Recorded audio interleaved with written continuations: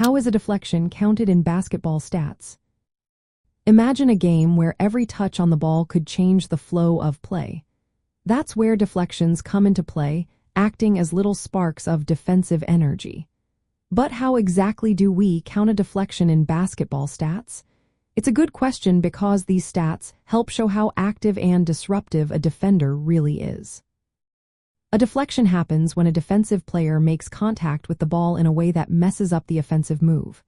It could be tipping a pass so it doesn't reach the intended teammate, poking the ball away from a dribbler, or knocking the ball loose during a drive.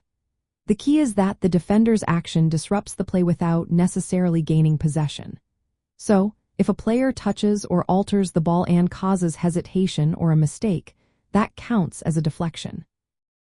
Different teams or statisticians might have slightly different rules for what counts as a deflection, but generally, tipping or touching a pass counts, whether or not the team recovers the ball afterward. Disrupting a dribble by poking or slapping the ball away also counts. If a defender deflects the ball and it goes out of bounds, that's a clear deflection.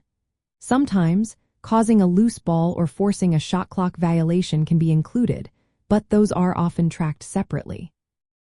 It's important to note that deflections are not the same as rebounds or blocks. Rebounds happen after a missed shot, and blocks are when a defender prevents a shot from going in. Deflections focus on the defender's active interference with the ball's movement. They show how much a player is putting pressure on the offense, even if they don't end up with the ball. Teams and analysts often review game footage or use specific charting systems to record deflections.